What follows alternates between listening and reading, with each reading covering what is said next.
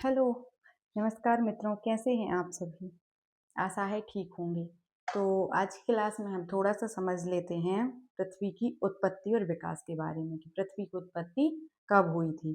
तो समझते हैं कि पृथ्वी की उत्पत्ति कब हुई थी। आधुनिक समय में ब्रह्मांड की उत्पत्ति संबंधी सर्वमान्य सिद्धांत बिग बैंग सिद्धांत है। कौन-सा? बिग बैंग सिद्धांत। यही सर्वमान्य सिद्धांत है, बिग बैंग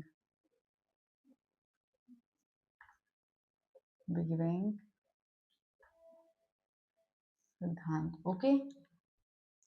तो फिर देख लेते हैं बिग बैंग सिद्धांत के बारे में। इसे विस्तृत ब्रह्मांड परिकल्पना भी कहा जाता है। कौन सी? विस्तृत ब्रह्मांड परिकल्पना। 1920 ईस्वी में एडविन हब्बल ने प्रमाण दिए कि ब्रह्मांड का विस्तार हो रहा है। समय बीतने के साथ साथ आकाशगंगा एक से दूसरे मतलब दूर दूर जा रही हैं। मतलब उनमें बहुत सारा जो है डिफरेंस देखने को मिल रहा है। तो आकाशगंगाएं क्या होती हैं वो समझ लेते हैं। बहुत से तारों का समूह या फिर बहुत से तारों का समूह और उनका एक निश्चित आकार होता है। निश्चित आकार तो नहीं कह सकते, लेकिन उनकी एक आकृति होती है। ये कहलाती हैं आकाशगंगाएं। लेकिन सबसे पहले जो मुख्य है वो ये है कि विभिन्न प्रकार के जो तारे हैं उनका असंख्य तारों का समूह ही आकाशगंगा कहलाता है। ओके। तो ब्रह्मांड की उत्पत्ति कैसे हुई, इसके बारे में 3 बातें प्रमुख रूप से आपको याद रखनी पड़ेंगी।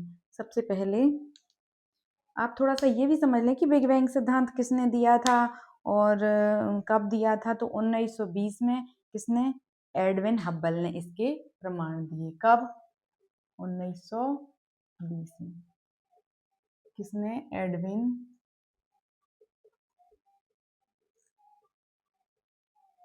हब्बल ने। एडविन हब्बल ने इसके प्रमाण दिए। अब इसके प्रमाण के बारे में बात कर लें तो सबसे पहले क्या प्रमाण है इसका?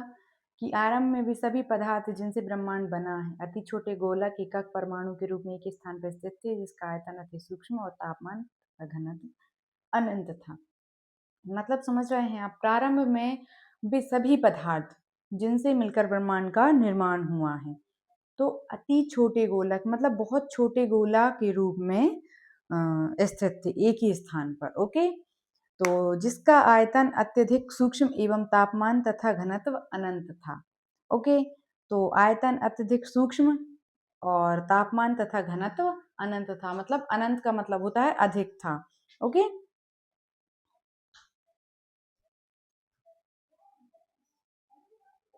सभी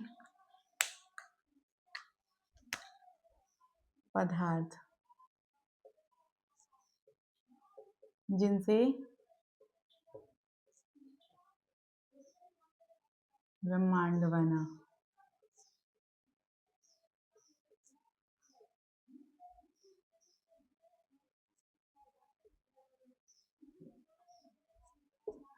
एक स्थान पर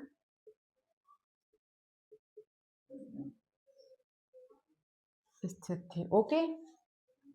फिर इनका जो आप देखेंगे कि आयतन अत्यधिक सूक्ष्म और तापमान और घनत्व अनंत था। आयतन कैसा था?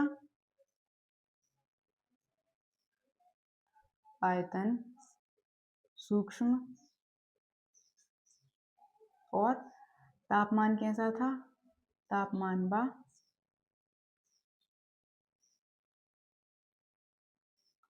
घनत्व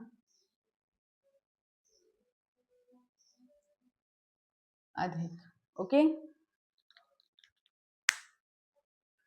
फिर इसके बाद हम बात करते हैं, ये एक पॉइंट हो गया हमारा। फिर इसका दूसरा पॉइंट है बिग बैंग की प्रक्रिया में इस अति छोटे गोलक में भीषण विस्फोट हुआ। ये जो एक छोटा सा हम चित्र भी बना लेते हैं साथ में, ये यही वो गोला है। ओके। इसमें क्या हुआ? विस्फोट हुआ अति छोटे गोलक में। और कैसा? भीषण मतलब भयानक, बड़ा।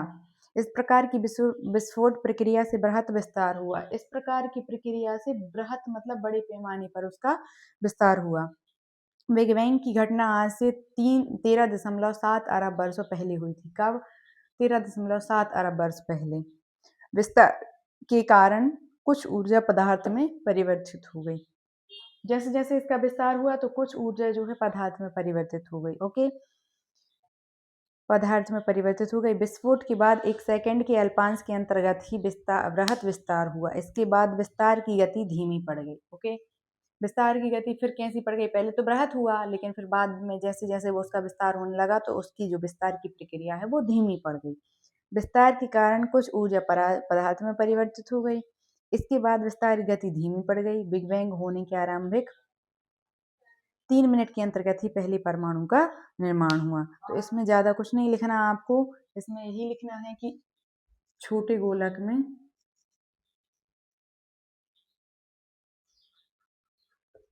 छोटे गोलक में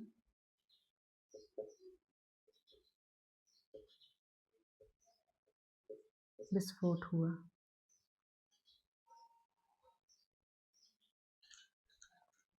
विस्फोट के बाद क्या हुआ? छोटे गोलक में विस्फोट हुआ, और विस्फोट कैसा हुआ? भीषण विस्फोट हुआ। और कब? 13.7 अरब वर्षों पहले। कब? 13.7 अरब वर्ष पहले इसमें जो है ऐसा परिवर्तन हमें देखने को मिला। और इसकी जो आप देखेंगे कि विस्तार के कारण कुछ ऊर्जा पदार्थ में परिवर्तित हो गई। और किसके कारण? विस्फोट के कारण कुछ ऊर्जा ऊर्जा का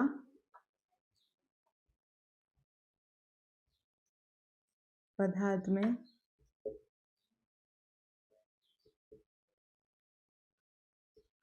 परिवर्तन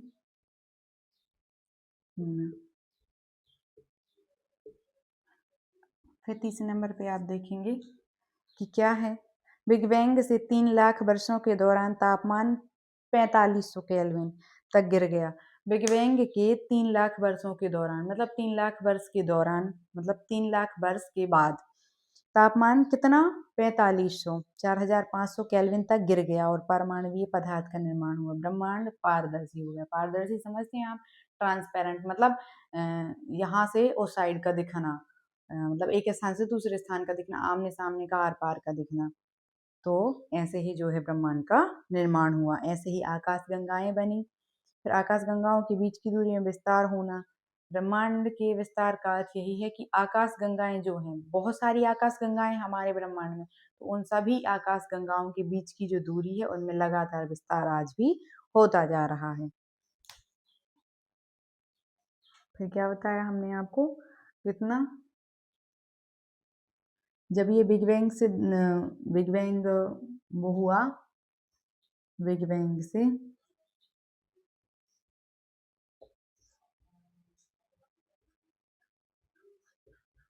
3 लाख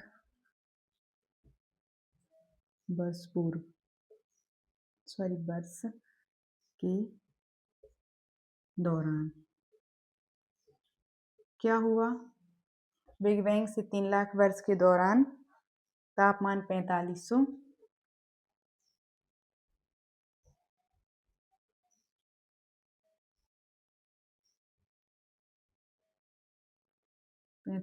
केल्विन क्या हुआ?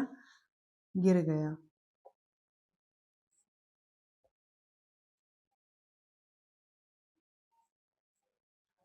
जब ये तापमान गिरा तो आकाश गंगाओं में विस्तार हुआ। कैसा? आकाश गंगाओं में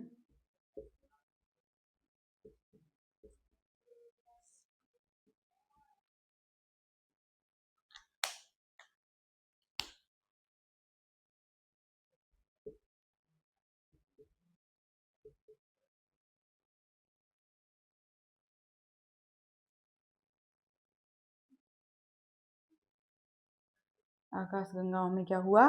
विस्तार हुआ। और ये विस्तार हम आप देखेंगे कि अब लगातार, कैसा? लगातार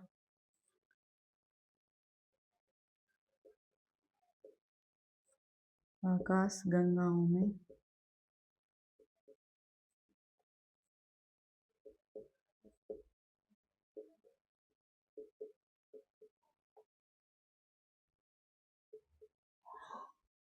विस्तार हो रहा है। किसमें? आकाशगंगाओं में। ओके, अब इसका हम थोड़ा सा चित्र देख लेते हैं। आप देखेंगे कि यहाँ पे ये डॉट ऐसी थी। ओके, ये आकाशगंगाएं और हम ये आपको सारी इसकी प्रक्रिया बता रहे हैं मैप के थ्रू। फिर आप देखेंगे ये बड़ी हुई।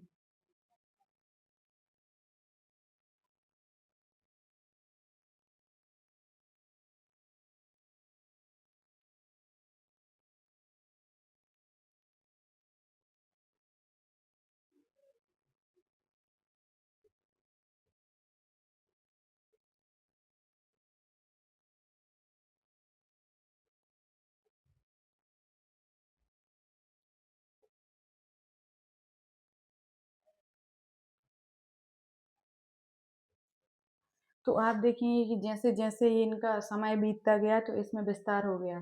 ये क्या है? ये आकाशगंगा है। अब इसी का थोड़ा सा हम एग्जाम्पल देख लेते हैं। यदि आप एक गुब्बारा लेंगे तो उस गुब्बारे से आप बहुत अच्छे से समझ सकते हैं। जैसे आप गुब्बारा लेंगे हाथ में, तो जब तक उस गुब्बारे में हवा नहीं होगी, गैस नहीं होगी, उस पे कुछ निशान, कुछ डॉट बनाएंगे आप। तो जो डॉट बनाएंगे, फिर उसके बाद जब उसमें हवा जाएगी उस गुब्बारे में, जब वो फूलेगा, तो वो जो डॉट हैं वो एक तो बड़ी होती जाएंगी, उनका विस्तार होता जाएगा। और वो जो डॉट आपने पास पास रखी थी, वो सारी की सारी डॉट एक दूसरे से दूर होती चली जाएंगी। बिल्कुल सेम यही प्रोसेस ब्रह्मांड के साथ भी हो रही है, और इसी से ब्रह्मांड का विस्तार हो रहा है, और ऐसे ही आकाशगंगाओं का जो निर्माण हुआ है, और आकाशगंगाओं की जो दूरी है वो एक दूसरे से बढ़ रही है। मतलब लगातार आकाशगंगाओं का ब्रह्मांड का विस्तार हो रहा है। आज भी ये जो तथ्य है ये साबित हो चुका है। तो आज के लिए इतना ही, मिलते हैं नेक्स्ट क्लास में। तब तक के लिए धन्यवाद।